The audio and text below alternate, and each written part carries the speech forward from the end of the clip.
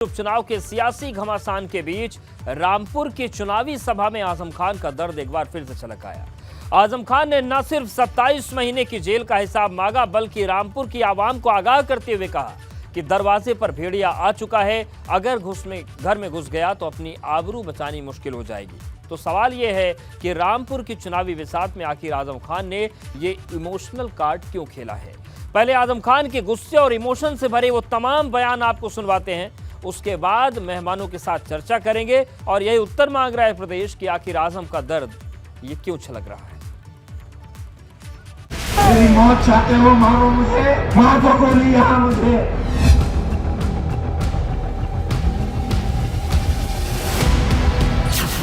उपचुनाव के रण में छलका दर्द आजम। इतनी जल्दी है मेरी बर्बादी की। जनता से मांग रहे जेल की सांसों का हिसाब। तुम मेरी जान हाजिर है, मेरी जान लेकर अपना फर्ज पूरा कर लो। क्यों दुश्मन बना जहां पूछ रहे अपना गुनाह। इतनी जल्दी है मेरी बर्बादी की, क्यों आखिर क्या गुनाह है मेरा। मौत से बेहतर बता रहे जिल्लत भरी जिंदगी। मेरी मौत चाहते हो, मेरी मौत चाहते हो, मारो मुझे, मार दो गोली यहाँ मुझे। खुदा की कसम, वो मौत मेरी जिंदगी की तकलीफों से सस्ती होगी और अच्छी होगी। याद कर रहे अर्श से फर्श तक का सफर। मैं आसमान से जमीन पर आ गया। वो आसमान जो कभी मेरा था, वो जमीन जो कभी मेरी थी, आपने न आसमान का लिहाज किया और न जमीन का लिहाज किया। जनता को दिखा रहे भेड़िए का डर। अच्छी तरह जान लो, भेड़िया तुम्हारे दरवाजे पे खड़ा है, अगर वो तुम्हारे घर के अंदर दाखिल हो गया, अपनी आबरूओं की हिफाजत नहीं कर सकोगे। उपचुनाव की सियासी बिसात, आजम का इमोशनल का।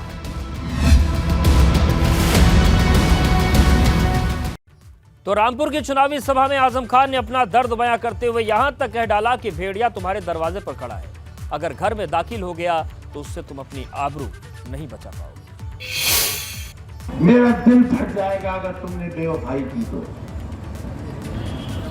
आप मेरे साथ धोखा मत करना, मेरे पास बहुत वक्त है भी नहीं। मत करना धोखा मेरे साथ। और जान लो, अच्छी तरह जान लो, भेड़िया तुम्हारे दरवाजे पे खड़ा है, अगर वो तुम्हारे घर के अंदर दाखिल हो गया, अपनी आबरूओं की हिफाजत नहीं कर सकोगे। तो सुना आपने, कई महत्वपूर्ण बातें कही हैं आजम खान ने, उस पर बात करेंगे, लेकिन आजम गुस्से में क्यों हैं हम आपको एक बार दिखाते हैं। दरअसल सपा नेता आजम खान पर 90 से ज्यादा मुकदमे दर्ज हैं। 26 फरवरी 2020 को रामपुर कोर्ट में आत्मसमर्पण उन्होंने किया और अलग अलग मुकदमों में आजम खान 27 महीने जेल में रहे। सरकार की मजबूत पैरवी से आजम खान को सजा मिली थी। हेट स्पीच के मामले में पूर्व मंत्री आजम खान दोषी करार दिए गए। रामपुर की एमपी एमएलए कोर्ट ने आजम खान को सजा सुनाई और 3 साल की सजा होने के बाद आजम की विधायकी भी चली गई। फर्जी जन्म प्रमाण पत्र मामले में बेटे अब्दुल्ला की विधायकी चली गई। आजम खान और उनके परिवार पर जमीन से जुड़े 27 केस हैं। पत्नी तजीन फातिमा पर इस मामले में कई धाराओं में मुकदमे दर्ज किए गए हैं। तो उपचुनाव की बिसात में इमोशनल कार्ड जो खेला गया है उसकी हम बात कर रहे हैं। और हम रामपुर के सियासी इतिहास की बात करें तो यहाँ पर उसको भी जिक्र करना जरूरी है। दरअसल भाजपा आज तक रामपुर में जीत नहीं पाई। 21 साल से समाजवादी पार्टी का किला है रामपुर। आजम खान 10 बार विधायक चुने गए, जेल में रहकर भी जीत हासिल की। 1996 के बाद सपा कभी रामपुर नहीं हारी है और 2017 में मोदी लहर में भी आजम खान जीत गए थे। तो ऐसे में निश्चित तौर से जब इस गढ़ से विधायकी भी चली जाए तो गुस्से का गुबार या गम का गुबार किसी का भी फूटेगा और वही तस्वीर आजम खान की देखने को जनसभा के दौरान मिली है। तो आप देखिए, आजम खान की इमोशनल तस्वीरें हैं, भावुक तस्वीरें हैं, उनके आंख से आंसू आ गए और कई बातें उन्होंने कही। उन्होंने रामपुर के लोगों से कहा कि मुझे धोखा मत देना। उन्होंने ये कहा कि न मुझे जमीन का छोड़ा गया, न आसमान का छोड़ा गया। ये भी उन्होंने कहा कि तुम्हारे दरवाजे पर भेड़िया खड़ा है और घर में मत घुसने देना वरना आबरू बचाना मुश्किल हो जाएगा। और ये तमाम दर्द आजम खान के छलके हैं। इतनी जल्दी है मेरी बर्बादी की, क्यों आखिर? क्या गुनाह है मेरा? आजादी के एक लंबे सफर में 1947 के बाद आपकी झोली में लाकर डालती थी ये सीट, तकरीबन 1.5 लाख वोटों से जीतकर, और उस वक्त जबकि 1.5 लाख वोटों की बेईमानी भी हुई, मगर आपने उसकी कदर नहीं की। मैं आसमान से जमीन पर आ गया, वो आसमान जो कभी मेरा था, वो जमीन जो कभी मेरी थी, आपने न आसमान का लिहाज किया और न जमीन का लिहाज किया। मेरी जेल की एक सांस का हिसाब नहीं चुकता कर सकते आप, मेरे एक आंसू का हिसाब नहीं दे सकते आप।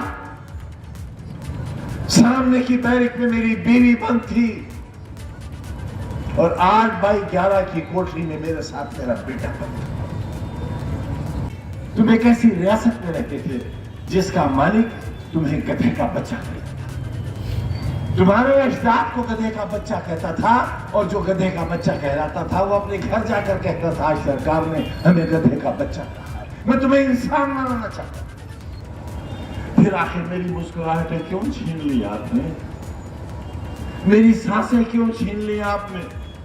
27 महीने की तनहा कोठरी की कैद क्यों दी आपने हमको? क्या गलती की हमारी? क्या खता थी हमारी? गुनाह बताओ हमारा। क्यों हुआ हमारा दुश्मन?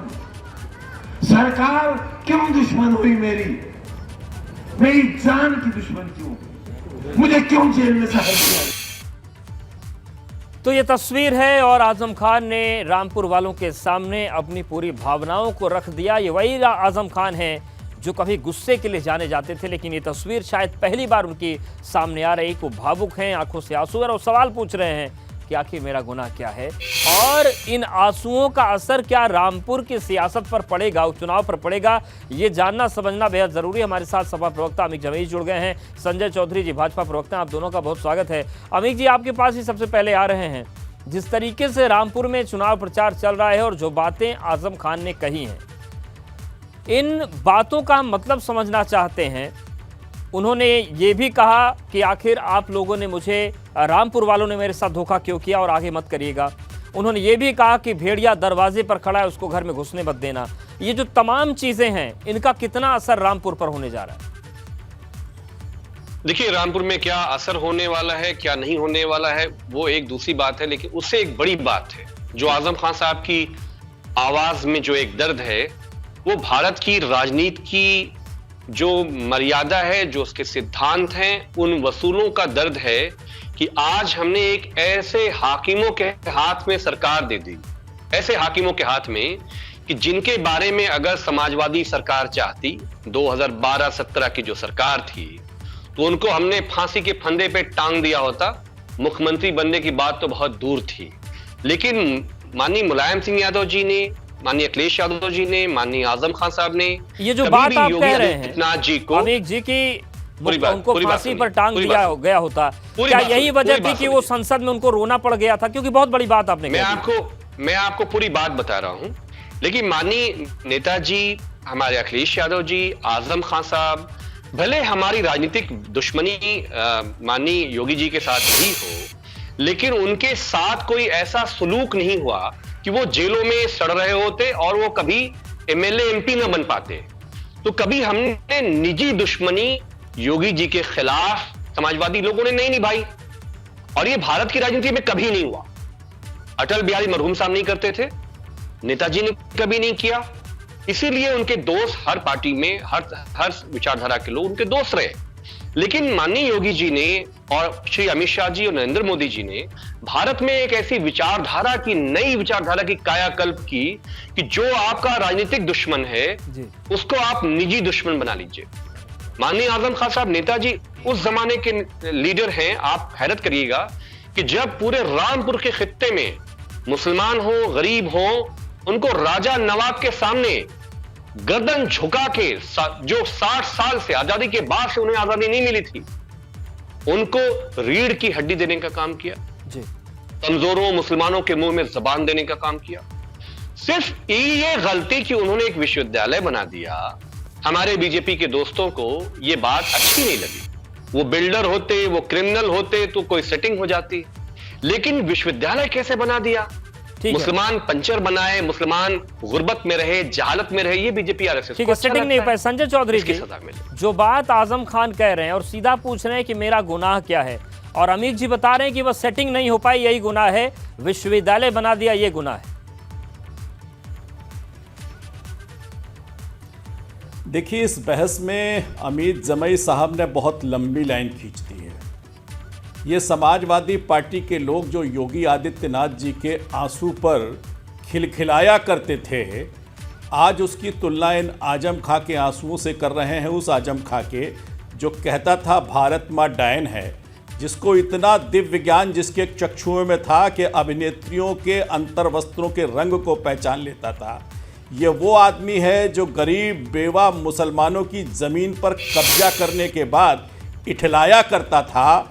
आज राम के पुर में उसका जो हश्र हुआ है, वो राम का पुर देख रहा है कि कैसे समाजवादी पार्टी के ये अहंकारी नेता जो योगी जी के आंसू पर बहुत खुश हुआ करते थे, आज इस हैसियत में आ गए हैं कि जनता के सामने जाकर अपनी उस स्थिति को बयान कर रहे हैं जो वास्तव में पाप के घड़े को भर जाने के बाद लोग किया करते हैं।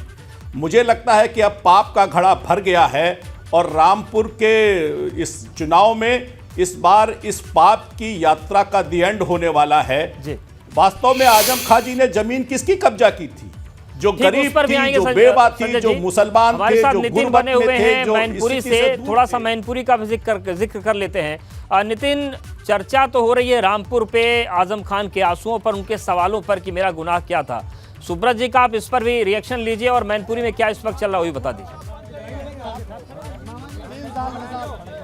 देखिए, मुख्यमंत्री योगी आदित्यनाथ बस कुछ मिनट पहले ही कहा जाए अखिलेश के गढ़ में गर्जना करके निकल चुके हैं। उन्होंने कहा है कि अब जैसे बाकी जो कहा जाए जिनको गढ़ कहा जाता है वैसे ध्वस्त हुए, ऐसे ही मैनपुरी की जो जनता है वो भी इतिहास रचने वाली है। उन्होंने यहाँ की जनता से समर्थन मांगा है, साथ ही शिवपाल सिंह यादव पर भी सवाल खड़े किए और उन लोगों को भी सीधे सीधे चेतावनी दी जो अराजक तत्व हैं। हमारे साथ बात करने के लिए सुब्रत पाठक जी हैं। क्या लग रहा है, अब योगी जी ने भी यहाँ का गर्जना कर दी है, तो अब क्या हवा किधर जा रही है? देखो, जिस प्रकार से मुझे बताया गया है कि यहाँ के ऊपर करहल में भारतीय जनता पार्टी की रैली कभी नहीं हुई, और आज जिस प्रकार से यहाँ के ऊपर रैली हुई है, तो एक भयमुक्त समाज के समय पर, और जिस प्रकार से एक भारी जन सैलाब जो यहाँ के ऊपर आया है, मैंने हम लोगों की कल्पना से भी परे जिस प्रकार से यहाँ के ऊपर संख्या आई है, तो उसको देखकर मैं स्पष्ट रूप से कह सकता हूँ कि इस बार मैनपुरी में लेकिन ये भी सवाल पूछेगा सुब्रत जी से कि कह रहे हैं साथी कैबिनेट मंत्री आजम खान कह रहे हैं कि मेरा गुनाह क्या था और मुझे क्यों आसमान और जमीन का नहीं छोड़ा।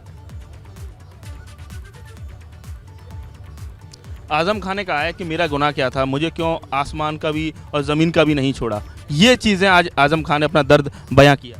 देखो, सत्ता में रह के जो लोग भूल जाते हैं कि सत्ता में आकर लोगों को डराते हैं, धमकाते हैं, सताते हैं, तो सत्ता का दुरुपयोग करके जो तानाशाही करते हैं, तो एक दिन ऐसा भी आता है कि जब वो सत्ता में नहीं होते हैं और सत्ता जब सही हाथों में आती है तो फिर गुंडे माफियाओं का हिसाब किताब होता ही है। उन्होंने जो कुछ भी रामपुर में किया, क्या वो जानते नहीं हैं क्या रामपुर में किस प्रकार का आतंक का वातावरण उन्होंने बनाया था? रामपुर में इंडस्ट्रियां उनके भय से भाग गई वहां के ऊपर से, और किस प्रकार से गरीबों की ज़मीनों पर कब्जे हुए। उनके ही समाज के लोगों ने आज जब मौका मिला तो उनके खिलाफ मुकदमे लिखाए। तो इसमें भारतीय जनता पार्टी का क्या दोष है? जो गलत करोगे तो गलत भरोगे। भारतीय जनता पार्टी ने तो तय किया है कि माफियाओं की कमर तोड़ेंगे, सांप्रदायिकता की कमर तोड़ेंगे। योगी जी ने कहा भी है और कहा है कि जो लोग अराजकता फैलाएंगे उनकी संपत्ति जाएगी, उनके बाप दादाओं की भी संपत्ति आएगी, यानी साफ साफ चैलेंज करके गए। बिल्कुल ठीक बात है। उत्तर प्रदेश में भारतीय जनता पार्टी की सरकार बनने के बाद में गुंडों माफियाओं से जंग छिड़ गई है, और बिल्कुल तय है कि भाजपा की सरकार रहते एक भी गुंडा माफिया रहेगा नहीं उत्तर प्रदेश। पाल जी की आज सुरक्षा की कटौती कर दी गई। ये बात है इसके साथ ही अखिलेश योगी जी ने कहा उनको राजनीतिक चर्चाएं चलती रहती है, और जो सवाल अमित जी ने उठाए हैं उस पर भी हम जाएंगे। हमारे साथ संजय जी बने हैं लगातार। तो आजम खान का इमोशनल कार्ड और सवाल उठ रहे हैं कि आखिर इसका उपचुनाव की सियासी बिसात पर असर क्या होगा। अमीर जी, आपने चौधरी जी को भी सुना, आपने सुब्रत पाठक जी को भी सुना, और चौधरी जी तो सीधा ये आपसे सवाल पूछ रहे थे कि जो योगी जी के आंसू बहे थे उस वक्त आपकी संवेदनशीलता नहीं आई, लेकिन रामपुर में आजम खान के आंसू आपको दिख रहे हैं, तो क्या ये आंसू बनाम आंसू हो गया? नहीं, वो बात नहीं है। जब योगी आदित्यनाथ जी पर आजमगढ़ में एक बहुत ही दुखद घटना हुई, उनके ऊपर गोलियां चली थी उनके काफिले पे, तो उनको बचाने का, बाइज्जत उनको वहां से निकालने का काम, लखनऊ तक लाने का काम वो हम ही लोगों ने किया था। मतलब उनको एक खरोच नहीं आने दी गई। हमारा ये कहना है कि जो एक राजनीतिक जो व्यवहार जो होना चाहिए, जो एक विरोध की राजनीति के साथ जो एक दूसरे का जो एक रिस्पेक्ट होना चाहिए। आजम खान साहब कोई फर्स्ट टाइमर एमएलए नहीं है। आजम खान साहब ने, हो सकता है कि हम किसी की जबान से, भाषा से हम योगी जी से असहमत हो, राजनीति में मैं हो सकता हूं, मैं संजय भाई से हो सकता हूं, बट मैं अगर सरकार मेरी भी समाजवादी पार्टी की आ जाती और मैं ये चाहता तो 90% भारतीय जनता पार्टी के शीर्ष के नेताओं के मैं मकान गिरवा सकता था। मकान इसलिए गिरवा सकता था कि सबके नक्शे नहीं है, लेकिन ये जो भावना है ये राजनीति नहीं है, ये बहुत गंदी, लेकिन अमीर जी फिर इससे निकलना नहीं होगा क्या? देखिए, ये चीज, मेरा सवाल दोनों से है कि सांसदों के, विधायकों के, नेताओं के तो नहीं गिरते, आम जनता के गिरते रहे हैं, तो अगर सांसदों विधायकों के भी गिरने लगे तो क्या गलत है इसमें? हालांकि आपकी बात सही है, संजय चौधरी जी जो सवाल पूछ रहे हैं कि 90% तो नक्शे नहीं है, फिर आजम खान ही क्यों? सपा तो बार बार पूछती है, भाजपा वालों को भी गिरा दीजिए। मैं एक बात बता रहा हूं, तो इनके लोग नहीं है, माफियाओं की इनके यहां जाति है। हमारे संजय भाई बताए कि माननीय मुख्यमंत्री जी की जो जाति है, एक माफिया का नाम बता दें, एक माफिया का, चाहे वो क्रिकेट खेलने वाले हों, चाहे वो वाराणसी वाले हों, जो कई साल वहां पे बीएचयू में रह के 3 मीटर लंबे नासेदान में खाना जा रहा था। लेकिन माननीय आजम खान के साथ जिस तरह से जेल में व्यवहार हुआ, ये तो दुश्मन देश के साथ भी नहीं होता है। हम आतंकवादियों को पकड़ते हैं, हम उनके साथ भी ऐसा नहीं करते हैं। संजय चौधरी जी, हमारी सरकार नहीं करती है। सीधा सवाल पूछा है, चाहे क्रिकेट वाले हो चाहे बीएचयू वाले, वो नहीं है क्या माफिया? देखिए, मुझे लगता है कि जमई साहब के पास चूंकि जो मैंने सवाल किया उसके तर्क नहीं है, तो इसलिए अब ये तर्क को दूसरी तरफ ले जा रहे हैं। बात हो रही है आजम खान साहब की, बात हो रही है आजम खान साहब के खिलाफ लगे आरोपों की। उस आरोपों की पुष्टि न्यायालय से हो चुकी है और सुप्रीम कोर्ट उस पर मोहर लगा चुकी है। तो मुझे लगता है कि इसमें कोई सत्यता नहीं है कि जो आरोप लगे थे वो पूरी की पूरी तरह तथ्यों के पर आधारित था। तो ये जो इमोशनल ड्रामा है, ये इमोशनल नहीं है, ये प्रोफेशनल ड्रामा है। ऐसा कहकर आजम साहब अपने आप को विक्टिम साबित कर रहे हैं और इसी के आधार पर जो उनकी, अब देखिए, अगर उनके तर्कों में दम होता तब तो वो रामपुर के सांसद थे। रामपुर के सांसद रहने के बाद रामपुर की उनकी सीट भी चली गई, उसी के बाद वो विधानसभा की सीट पर लड़े। तो रामपुर की जनता ने लोकसभा के चुनाव में भी उनको दिखा दिया, रामपुर की जनता इस बार के विधानसभा चुनाव को भी दिखा देगी। क्यों? क्योंकि जनता को लगता है कि वास्तव में इस प्रकार की योजनाएं, इस प्रकार के कार्यक्रम जनता के हित में चल रहे हैं, जनता को फायदा हो रहा है और समाजवादी पार्टी के हुक्मरानों के काम करने के तरीके से जनता संतुष्ट नहीं है। इसीलिए बार बार लगातार विधानसभा चुनाव के बाद उपचुनाव में भाजपा को जीत दिला रही है। अपराधियों के प्रति कार्रवाई के लिए संतुष्ट है। अपराधी अगर राजनेता होगा तो उसे क्या अपराधी नहीं माना जाएगा? अगर उसने दंड किया है तो उस पर भी कार्रवाई होनी चाहिए। संजय भाई, ये बताइए कि आपका जो सरकार है, हमारे जो, मान लीजिए आजम खान साहब के साथ हेट स्पीच का मामला आपने बना दिया, उनको तुरंत 24 घंटे में सजा भी हो गई और उनकी मेंबरशिप भी चली गई। आपके जितने विधायक हैं जिनके ऊपर हेट स्पीच के चार्जेस हैं, उनके ऊपर 2 साल के अंदर की सजा है ताकि मेंबरशिप ना जाए। क्यों बचाया? ये 2 कानून कैसे हो सकता है? क्योंकि अभियोजन जो आईओ है वो तो आपका है, अमीक भाई, जरा अमीक भाई सुनिए। अमीक भाई, सबसे पहला आरोप किस पर लगता है? गोसाईगंज पर भारतीय जनता पार्टी के जो विधायक थे उनकी सदस्यता सबसे पहले गई है। तो मुझे लगता है कि आप कम से कम पढ़कर आया करें। भारतीय जनता पार्टी भेदभाव के आधार पर निर्णय नहीं करती। सबसे पहले अच्छा। खब्बू तिवारी के ऊपर निर्णय होता है। नहीं, आप संशोधित हो। सबसे पहले खब्बू तिवारी भारतीय जनता पार्टी के फैजाबाद डिस्ट्रिक्ट के ठीक है, गोसाईगंज सभी के अपने दावे आरोप हैं, इन सबके बीच सवाल उठ रहे हैं पूरी प्रक्रिया पर, और अब देखने वाली बात होगी कि इसका असर क्या होता है। आप दोनों का बहुत धन्यवाद हमारे साथ जुड़ने के लिए। नितिन, आपका भी शुक्रिया। तो ये पूरी तस्वीर है उपचुनाव में सियासी बिसात में। सपा कह रही है कि ये जो आंसू है जनता देख रही है, लेकिन भाजपा का कहना है कि जो हुआ है वो सबके सामने हुआ है, कानून के मुताबिक हुआ है। अब देखने वाली बात होगी कि जनता पर इसका क्या असर पड़ता है।